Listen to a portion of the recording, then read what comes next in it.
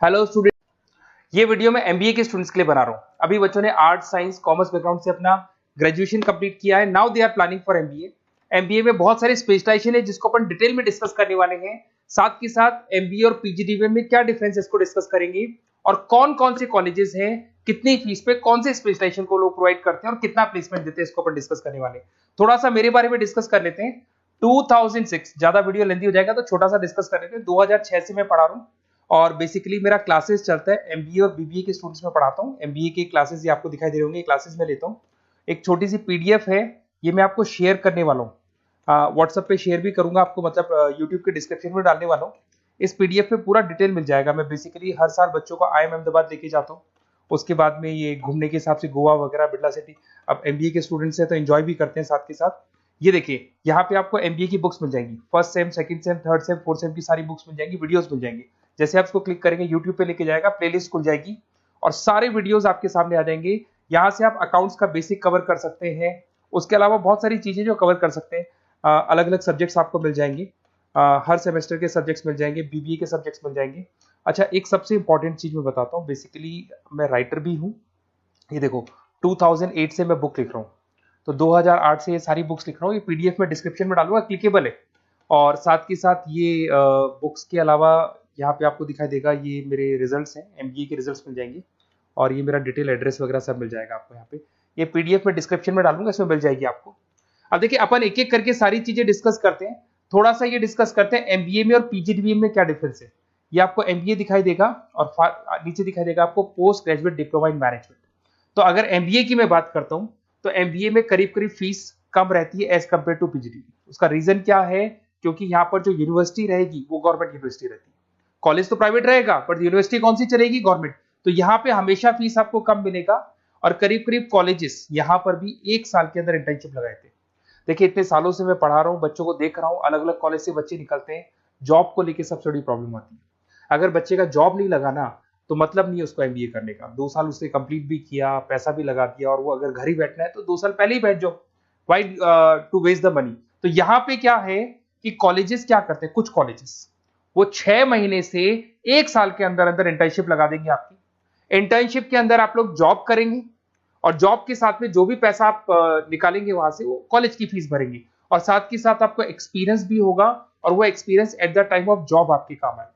अब देखिए, एमबीए में फीस कम रहता है एज कंपेयर टू पीजीडीबीएम, तो यहाँ पैकेजेस भी थोड़े कम रहते हैं।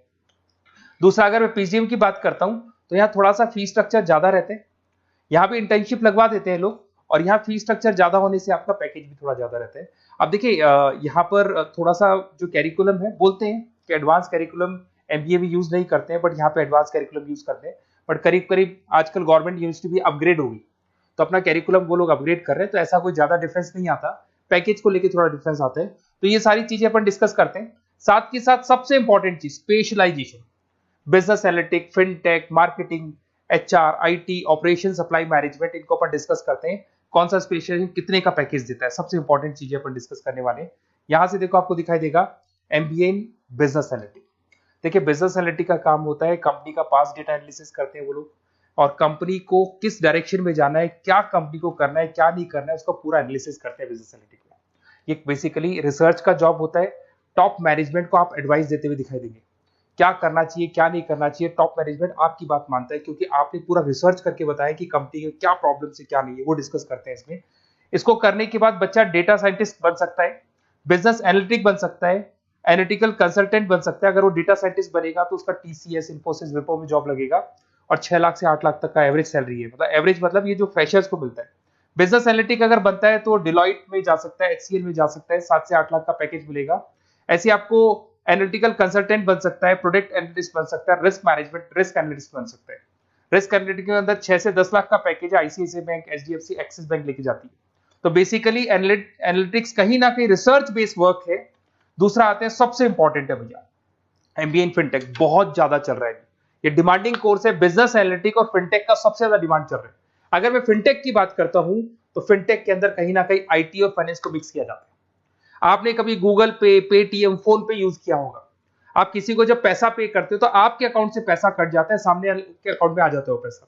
पर इसका जो बैकएंड वाला पार्ट है, कैसे पैसा कटा, कहां गया, कौन सी बैंक में क्या हुआ, कौन सी बैंक से कैसे निकला, वो पूरा का पूरा जो प्रोसेस है वो फिनटेक हैंडल करता है। तो उसको फाइनेंस का नॉलेज होना जरूरी है क्योंकि वो बैंक्स के साथ डील करेगा और उनके पेमेंट गेटवे बनाता है। साथ के साथ उसको सॉफ्टवेयर डिजाइन करना आना चाहिए, गूगल पे, फोन पे, एप्लीकेशंस कैसे बनाना वो आना चाहिए। और ये बड़ा सिक्योरिटी सिस्टम का वर्क होता है और फिनटेक इसको करता है।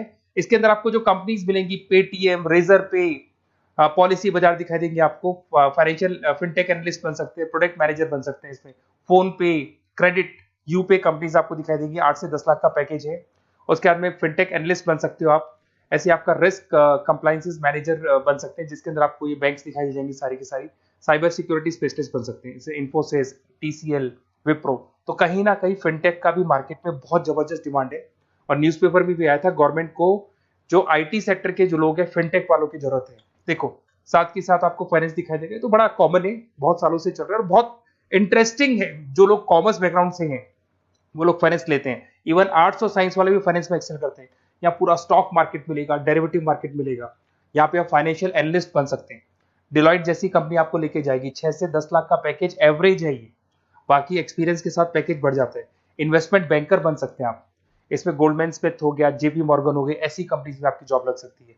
कॉर्पोरेट फाइनेंशियल मैनेजर बन सकते हैं, रिलायंस इंडस्ट्री, टाटा कंसल्टेंसी, इसमें आप जा सकते हो। पोर्टफोलियो मैनेजर, जहां पे आप स्टॉक मार्केट में कहां पैसा लगाना है, डेरिवेटिव में कहां पैसा लगाना है, उसको एक पोर्टफोलियो डिजाइन कर रहे हो। HDFC asset management, ICICI prudential, EMC, SBI mutual fund में आपका जॉब लग सकता है। 10 लाख से 15 लाख की सैलरी है यहाँ पे। रिस्क मैनेजमेंट में आपकी जो बैंक्स है वो सारी आ गई। तो ये ऑप्शन भी है। उसके अलावा मार्केटिंग बड़ा इंटरेस्टिंग है। देखिए फाइनेंस के अंदर कहीं ना कहीं कॉन्सेप्ट सेलिंग होती है। आप म्यूचुअल फंड बेच रहे हैं, इंश्योरेंस बेच रहे हैं, तो म्यूचुअल फंड इंश्योरेंस दिखाई नहीं देता। पर अगर मार्केटिंग की बात करें तो मार्केटिंग में प्रोडक्ट सेलिंग होती है। आप किसी प्रोडक्ट को बेचेंगे ना तो प्रोडक्ट दिखाई देगा। आज एक मारुति के शोरूम में आप जाते हुए कार खरीदने के डेमो लेके आते हो तो 90% तो कार बोल जाती है, जो डेमो है वो बोलेगी, 10% सेल्समैन बोलेगा और बिक जाएगी।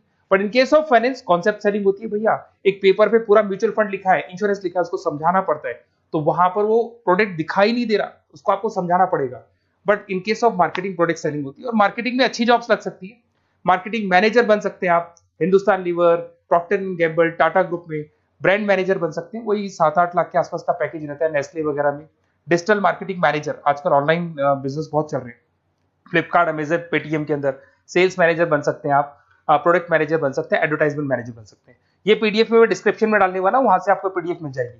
अगर आप एचआर की बात करें तो एचआर का काम होता है कि जो भी आपकी कंपनी में स्पेस खाली हुई है वहां पे नया बंदा रखना है, उसको ट्रेनिंग देनी है, उसको सैलरी देनी है, वो सैलरी डिसाइड करनी है, रेम्यूनरेशन डिसाइड करना है, सारा काम वो करे।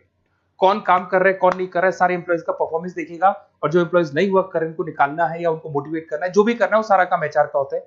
इसमें आप एचआर मैनेजर बन सकते हैं। टीसीएस, इन्फोसिस, विप्रो के अंदर आपका जॉब लग सकता है। 7 से लेके 12 लाख तक का पैकेज रहता है। टैलेंट एक्विजिशन स्पेशलिस्ट, जिसके अंदर टैलेंट है उसको आपको एक्वायर करना है, ऐसे बंदी को आपको रखना है अपने पास में, उसका आपको इंटरव्यू लेके उसको सेलेक्ट करना है। ट्रेनिंग एंड डेवलपमेंट मैनेजर बन सकते हैं। उसके बाद में कंपनसेशन बेनिफिट मैनेजर, जो सैलरी वगैरह डिसाइड करेगा। एम्प्लॉइज रिटेंशन बहुत इंपॉर्टेंट है, एक एम्प्लॉय को रोकना है, वो बहुत इंपॉर्टेंट है। उसके बाद में आईटी आता है। अरे भाई आईटी के अंदर तो कहीं ना कहीं आप वेबसाइट बनाएंगे, एप्लीकेशंस बनाएंगे, आप इसके अंदर अलग अलग जो सॉफ्टवेयर्स हैं उनके ऊपर डील करेंगे। तो आईटी में तो बहुत सारी जॉब है। और जो लोग बीटेक है, कंप्यूटर साइंस से अगर उन्होंने अपना बीटेक किया और वो एमबीए करते हैं तो एक्सेल कर जाते हैं इसके अंदर। और जिसको आईटी में इंटरेस्ट है, सॉफ्टवेयर में इंटरेस्ट है, वेबसाइट में इंटरेस्ट है, वो इसमें काम करता है। आईटी मैनेजर के अंदर देखो आपको एवरेज सैलरी पैकेज आपको 8 से 15 लाख का मिल जाएगा। इन्फोसिस वगैरह में आपकी जॉब लग सकती है। आईटी प्रोडक्ट मैनेजर बन सकता है, सिस्टम एनालिस्ट हो गया, चीफ फाइनेंशियल ऑफिसर हो गया, आईटी कंसल्टेंट बन सकते हैं। पीडब्ल्यूसी, डिलॉइट, इनमें इसकी जॉब लगती है। 9 से लेकर 16 लाख तक का पैकेज है। फिर आता है ऑपरेशन एंड सप्लाई मैनेजमेंट, बड़ा इंटरेस्टिंग है। ऑपरेशन एंड सप्लाई मैनेजमेंट में होता है रॉ मटेरियल लाना, खरीदना, उसको फिनिश गुड्स बनाने तक और बनाने के बाद में उसको कस्टमर तक, वैसे होलसेलर, रिटेलर, कस्टमर तक पहुंचाने तक का काम ऑपरेशन में आता है। तो ऑपरेशन मैनेजमेंट वाला बंदा प्रोडक्ट को खरीदेगा, रॉ मटेरियल खरीदेगा, मैन्युफैक्चर करेगा, कस्टमर तक पहुंचाएगा। वो सारा काम किस में आएगा? ऑपरेशन सप्लाई मैनेजमेंट में आएगा। इसमें आप ऑपरेशन मैनेजर बन सकते हैं। टाटा मोटर्स, रिलायंस, महिंद्रा, इनमें आपका पैकेज लग सकता है 8 से 10 लाख के आसपास। सप्लाई चेन मैनेजर, माल को एक जगह से दूसरी जगह सप्लाई करना, Flipkart, Amazon. Logistic manager, blue dart, यहाँ आपका जॉब लग सकता है। क्वालिटी एश्योरेंस, जब आप प्रोडक्ट को बनाते हैं उसकी क्वालिटी चेक करते हैं। टाटा स्टील, गोदरेज, यहाँ पे जॉब लग सकता है। इन्वेंट्री कंट्रोल मैनेजर्स, यहाँ पे आपका जॉब लग सकता है, जिसमें आप इन्वेंट्री को कंट्रोल करते हैं, स्टॉक कितना रखे, जितनी जरूरत है, ज्यादा और कम नहीं रखना चाहिए। तो ये सारी चीजें मिलेंगी आपको। अच्छा, उसके अलावा थोड़ा सा मैं डिस्कस कर लेता हूँ। ये सब तो हो गया। यहाँ से देखें आजकल एमबीए के साथ में एक और कॉन्सेप्ट आया है जिसको एमबीए प्लस प्लस बोलते हैं।